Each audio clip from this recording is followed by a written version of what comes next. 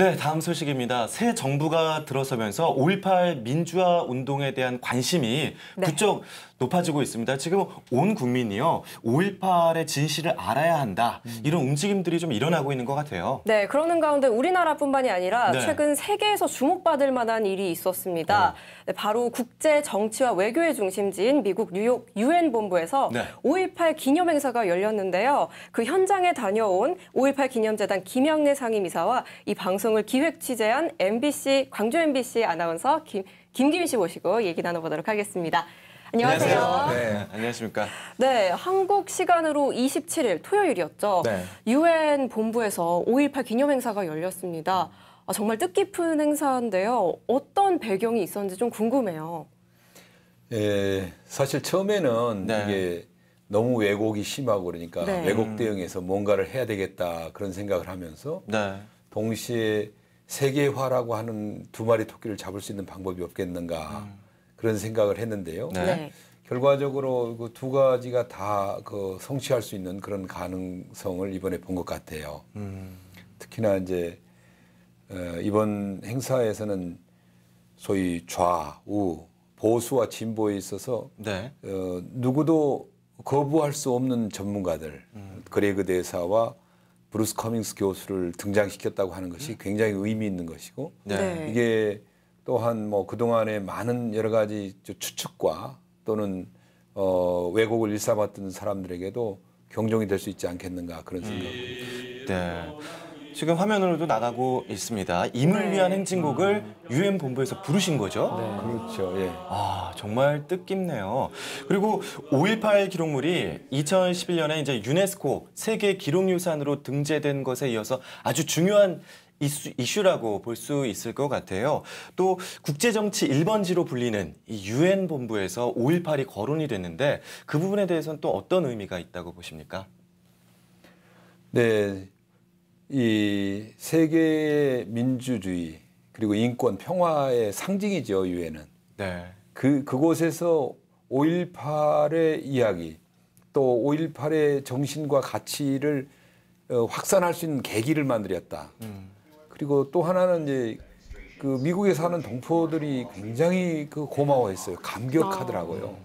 그동안에 5.18에 대해서 행사를 하는 것 자체도 뭔가 감시를 받고 부정적으로 생각하는 그런 그 분위기들이 없지 않았는데 그 유엔 본부에서 한 데다 그게 하필이면 이게 이제 외교부에서 직접 주최하는 행사가 됐어요.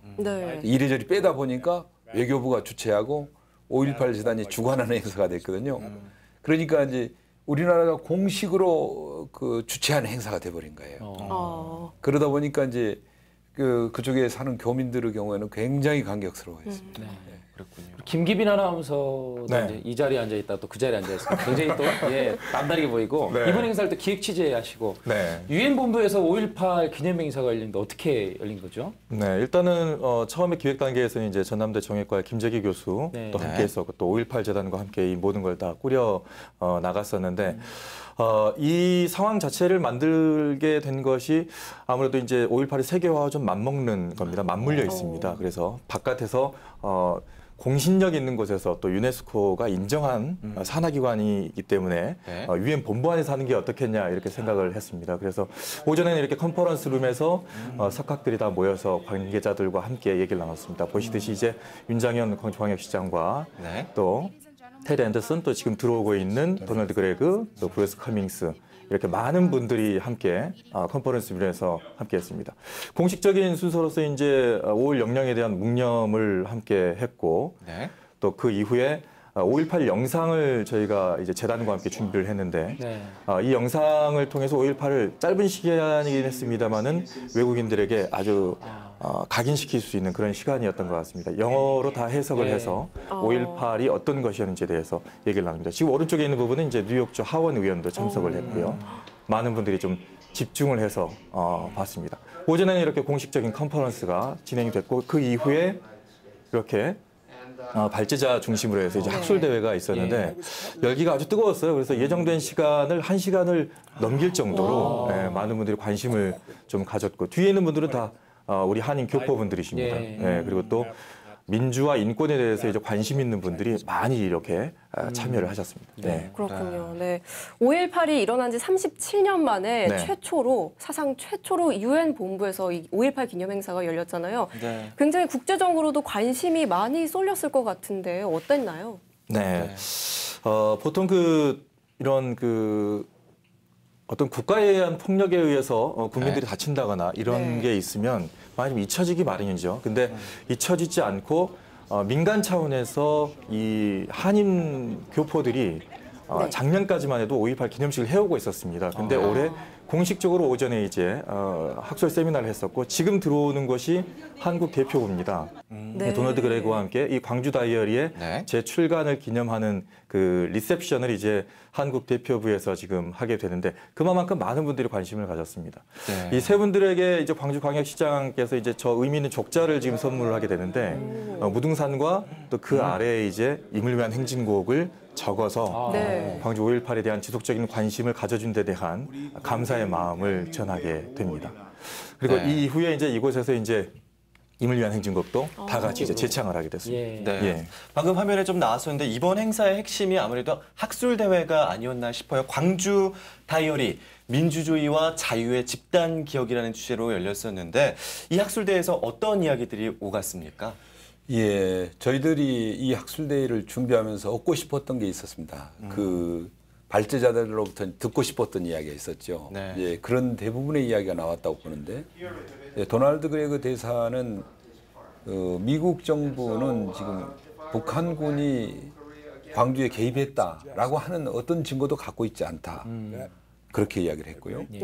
테리 앤더슨 기자는 AP 통신 기자인데 1980년 5월 27일에 자기가 관광호텔 그러니까 지금 말하면 YMCA 옆에 있는 건물입니다. 광주일보가 들어있는 건물인데 거기에 호텔방에서 봤는데 마치 군사작전 하듯이 공수부대가 진입하는 걸 봤다. 그렇게 이야기를 했고요. 브루스 커밍스 교수는 5.18을 통해서 한국 사람들이 가장 크게 자각했던 것들은 뭐냐면 미국은 민주주의 수호자가 아니다. 자기 나라의 이익에 충실한 집단일 뿐이다. 이런 이야기를 하셨고요. 닉 마마타스라고 하는 이제 번역가인데 이 번역자는 이런 이야기를 했습니다. 대한민국이 그 광주를 탄압했고 광주 다이어리가 시장에 이게 나왔을 때 아무도 이걸 인쇄해 주려고 하지 않았고 마케팅이 되지 않기 때문에 시장에서 받아주질 않았지만 아이러니하게도 학생들의 요구에 의해서 대학에서 이걸 사용을 하게 됐다. 그런 이야기들을 했습니다. 방금도 말씀하셨듯이 이제 발제자 중에서는 미국에서 활동하시면서 또 5.18에 대한 기억을 갖고 있고 또 정보를 많이 알고 계신 분들이 있어요.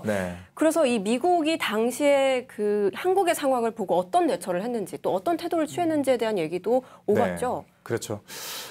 특히나 이번에 이제 인터뷰를 하게 된 게 아주 의미 있는 사람은 도널드 그레그였습니다. 도널드 그레그는 당시 1980년도에 미국의 국가안보회의의 위원이었어요. 그렇기 때문에 이제 정보를 많이 알 수 있는 위치였었죠. 광주 MBC에서 이제 보도국에서 이 취재한 이 니콜라스 플랫의 그 메모가 있는데 그곳에 도널드 그레그의 이름이 있습니다. 그래서 물어봤어요. 혹시 그 당시에 자세한 내용을 좀 알겠느냐? 그리고 또 발포 명령자 혹시 알 수 있을까? 했는데 미국의 입장만 반복을 했고 원론적인 입장만 계속해서 얘기를 좀 나누더라고요. 도널드 그레그의 얘기를 좀 들어보겠습니다. The first question I was asked was who gave the order to shoot in Gwangju? And I said that's an answer that only the Koreans can give. And they didn't like that. They said, oh, that's not true. You have satellites, you're watching, you see everything that's going on. You know who gave the order to shoot. I said, that's not true. We can see some things, but we don't know what's going on in people's heads. And so the order to shoot is a Korean question that only Koreans can answer. 우리가 답답한 부분을 오히려 이제 말을 돌려서 우리에게 다시 질문해버리는 듯한 느낌이어가지고 좀 실망스럽긴 했었습니다. 다음으로 만난 분은 이제 테리 앤더슨이라는 AP 통신 기자입니다. 이 테리 앤더슨은 당시에 도쿄 지구계에서 근무를 하고 있었는데 5.18이 이제 발생을 하면서 취재를 하러 직접 이제 택시를 타고 들어오게 됩니다. 당시에 그 위급했던 상황들을 본인이 직접 지금 얘기하고 있는 모습인데요. 테리 앤더슨 같은 경우는 광주에 대한 남다른 애착이 있었습니다. 뭐 얘기하다 좀 울먹거리기도 했었는데 테리 앤더슨의 얘기도 좀 들어보시죠. A Korean government colonel told me that final morning that 2 people had been killed. And I walked away from his jeep and walked into the gate of the provincial headquarters, and there were 17 bodies in the garden, and more on the stairs. It removed any credibility that the government had. And I believe and hope that helped to bring the people of Korea to understand what they needed to do, and they did it. 네, 얘기하면서 좀 느꼈던 것은 테리 앤더슨은 정말 진정한 저널리스트가 아니었나. 사실에 입각한 전달을 하려고 애를 쓰는 모습이었습니다. 끝으로 만난 분이 이제 브루스 커밍스입니다. 많은 분들이 아실 수 있겠습니다만은 브루스 커밍스는 시카고 대학의 교수인데 한국에 관련된 어떤 전문가라고 볼 수 있습니다. 한국 근현대사에 대해서 잘 알고 있고 또 동아시아 국제관계가 당시 어땠는지에 대해서 아주 구체적으로 잘 알고 있습니다. 그리고 그 안에서 미국이 어떤 역할을 했는지도 교수적인 입장에서 본인이 이렇게 발제를 하는 모습도 보여주고 있습니다. 브루스 커밍스 얘기도 들어보시죠. In the case of Gwangju, it was preceded by a coup within the military by Chun Doo-hwan on December 12, 1979. That violated all the restrictions, all the rules of the Joint Command, and at that point the U.S. should have intervened and did not. A New York Times reporter who was on the scene said this would have been a hanging offense, and it turned out to be when Chun Doo-hwan was convicted of sedition in 1995. So the U.S. should not have allowed that to happen. And then, of course, by dispatching troops, approving the dispatch of troops to Gwangju, the U.S. also was complicit in the suppression of the Gwangju uprising. 네.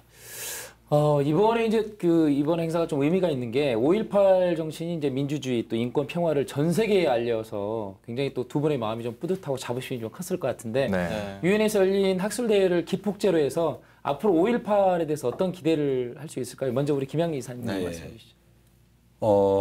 이번에 저희가 이제 이건 시작에 불과한 거고요. 이게 5.18이 세계로 나가는 그 길을 열었다 그렇게 생각을 하고요. 우선 뭐 5.18 재단은 지금 이제 바로 시작을 하고 있는 것이 유엔에 등록된 NGO, 인정받는 NGO로 등록을 해가지고 유엔에서도 이제 5.18의 정신과 가치를 서로 이렇게 교류하고 세계사에서 유례없는 정말 시민 항쟁이죠. 이런 아름다운 광주의 정신을 알리는데 그 역할을 할 수 있도록 그렇게 지금 시작을 바로 했습니다. 네, 그리고 5.18이 이제 내년, 내후년 계속 가면서 정부 차원에서든 미국의 추가적인 정보 공개를 끊임없이 좀 요구를 해야 될 것 같습니다. 좀 전에 그 도널드 그레그 전 대사 얘기를 들어보셨듯이 미국은 당시에 어떤 정보들을 많이 가지고 있습니다. 그리고 그 뉘앙스를 많이 느낄 수가 있었거든요. 미국이 가지고 있는 정보를 추가적으로 계속해서 요구를 하고 그거를 바탕으로 해서 5.18에 대한 발포 명령자라든가 또 추가적인 그 실체적인 진실에 더 접근할 수 있도록 앞으로도 많이 노력을 해야 될 것 같습니다. 네, 이번 유엔에서 열린 5.18 기념 행사가 최초로 열렸었죠. 이 5.18의 숭고한 정신이 세계적으로 널리 퍼지기를 또 바라고요. 시대적으로도 이 5.18의 정신을 모두가 계승했으면 좋겠습니다.